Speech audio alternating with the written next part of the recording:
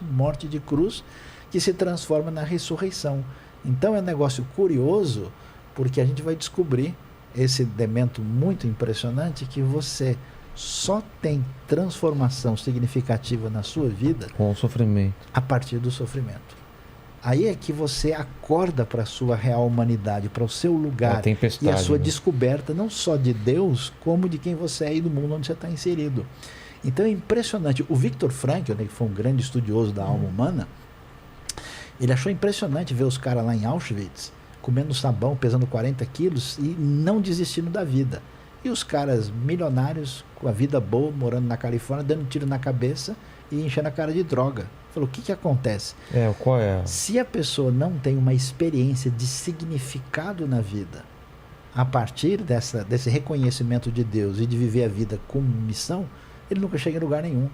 E aí é interessante como você tem a condução da dor como um caminho onde você vai entender o que é a vida e você vai ter uma transformação.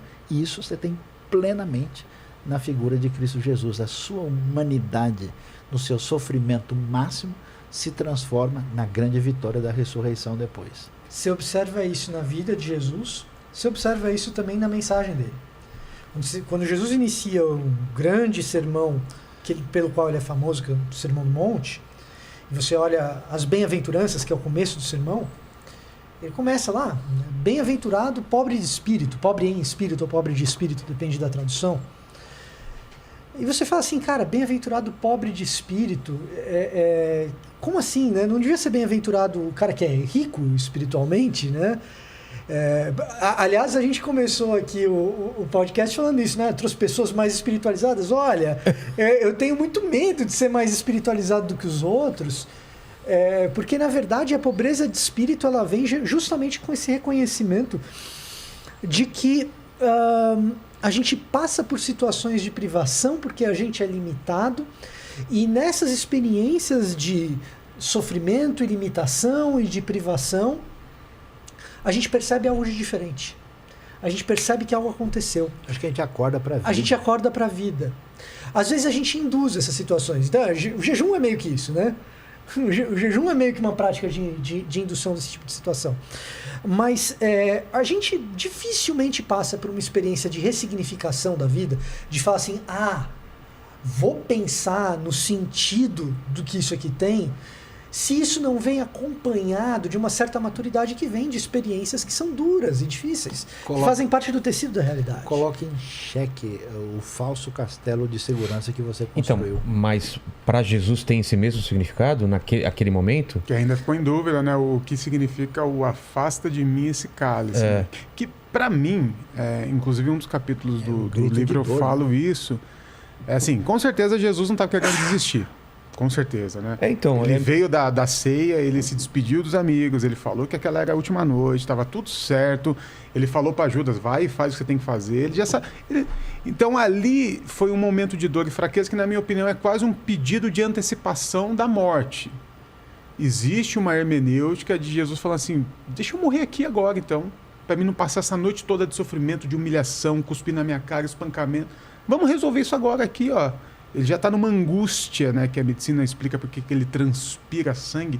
Então, na minha opinião, é um grito de antecipação da morte, para não ter que chegar até a cruz, que era talvez a morte mais horrível inventada pela humanidade. A cruz, ela é profetizada também ou não? Especificamente não, né? No detalhe não. No detalhe não. A ideia de ser amaldiçoado quem que for pendurado no madeiro, Deuteronômio. Né? Mas aí é que tá. Isso é uma releitura de Deuteronômio. E outra pergunta além dessa, existia outra possibilidade dele ser morto de outra forma naquela época? Essa é uma questão importante, porque o que acontece é o seguinte, voltando à história lá do antissemitismo, se fosse verdade que os judeus mataram Jesus exclusivamente sozinhos, a condenação judaica à morte é apedrejamento. É o que você vai ler na Torá, na lei judaica, na instrução. Então ele seria apedrejado. Ele seria apedrejado. Como são os romanos? Tá. Como são os romanos que executam o julgamento? Claro, houve ali um desejo da liderança de Jerusalém confabulando junto com os romanos. Então, ok, beleza, você tem uma liderança judaica de Jerusalém que está colocando aqui em jogo, mas como a pena ela é romana, ela vem por via crucis, ela vem pela crucificação. Crucificação tinha origem, foi usada pelos persas inicialmente, né? Mas em Roma ela era cruel, e hoje as descobertas arqueológicas, isso que o Vitor mencionou, tem um crucificado de Givat Hamitvar, foi encontrado, né? Inclusive a peça está lá no museu para a gente ver, em 1968. Você Isso tem é os aquele detalhes. pé perfurado pelo prego. Aí Sei, você tem sei. o tamanho do prego, vê, o negócio era brutal, e é diferente do que a gente imagina. O que Era tem no nos pé filmes- mesmo? Sim. O que tem nos filmes é tudo falso. Ah, né? é? Como Porque que é? primeiro a cruz é redondinha, arrumadinha, né? A cruz é um pedaço, uma tora de madeira, né? Uma trave. É uma trave. O sujeito carrega, e dificilmente alguém é crucificado na montanha, é na beira da rua. Ah, é? É, porque os romanos querem humilhar o cara para dizer, ó, ninguém levanta a cabeça contra Roma. Então Jesus é condenado especificamente por Roma. Por quê? Festa da Páscoa. Jerusalém está lotada. Você tem o templo, do lado do templo tem a Fortaleza Antônia. Os guardas estão ali. Se tiver alguma rebelião, vai ser agora. De repente chega esse cara é um agitador, ele está entrando, é bendito é o que vem em nome do Senhor, Hosana.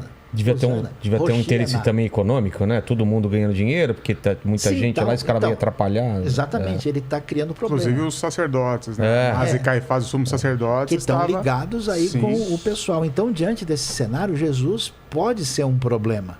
Por isso, a acusação, ele é o rei dos judeus. Quer dizer, esse cara está tentando deslegitimar o reinado, o domínio de César de Roma. Então, por isso que os religiosos fazem o conluio com, digamos assim, o domínio político romano para condenar Jesus, porque ele está causando, seria Existe na uma linguagem de hoje. tônica anti-imperial naquilo que Jesus está fazendo. E existe uma tônica anti-imperial na maneira como a história é contada depois. Por isso o Império Romano não vai gostar muito do que os cristãos estão fazendo quando Roma entende o que são os cristãos. Demora um pouquinho para eles... É porque sacarem. Roma já odiava muito os judeus, por uma razão muito simples. Todo mundo baixa a cabeça para Roma. O judeu não baixa. Ó, você tem o seu templo aí? Ó, então é o seguinte, vai colocar os meus deuses aí dentro e Roma agora, e você vai adorar o imperador. O judeu aqui não. Você não entra aqui. Passa por cima do nosso cadáver. Então esses caras, por que esses caras acham que eles são? Aí os judeus desprezam os romanos têm namorada em tudo quanto é lugar, e entre os judeus ele não consegue arrumar uma namorada judia. Esses judeus dizem que não trabalham no sábado, mas se eles são escravos de Roma, que história é essa de Shabat? E ainda comem separado e diferente, porque eles não podem comer com a gente. O que esses caras acham que eles são? Então eles vão receber um tratamento diferenciado. E qual é o problema do cristianismo? O cristianismo é um grupo do judaísmo, é um judaísmo mais aberto. Para os romanos, os dois são farinha do mesmo saco e estão atrapalhando o nosso domínio. Então esses caras são chatos, não se submetem a quem manda de verdade, então paulada na cabeça deles. Aí você vai ver então essa hostilidade forte. Os judeus vão sofrer com a destruição no Jerusalém no ano 70, e no ano 132 a 135 tem uma segunda rebelião judaica que morre nesse conflito quase 1 milhão de pessoas. Caramba! Foi E aí a você rebelião de pensa- Bar Korva, Isso, aí você pensa naquelas na época de cidades... Adriano. Você pensa naquelas cidades que não são assim tão populosas, quando você pensa nesse tipo de número, o tamanho do morticínio. É doideira. O Império Romano tinha 60 milhões de habitantes. Nesse conflito morre quase 1 milhão de pessoas. Era para Interessante pensar que como que essa Roma hoje é a capital justamente do cristianismo, né? As pessoas Se têm torna. dificuldade de Se fazer essa torna. ligação. A mesma Roma que matou, crucificou Jesus, lógico, junto com os Processo histórico religiosos. longo, né? Aí ali em 300 que a gente vai entender com o imperador, Constantino, que num golpe político, há uma discussão também sobre isso, que talvez a gente teria que ver quais são os pensamentos aqui. Na minha opinião, foi um golpe político do Constantino, não teve sonho, não teve nada.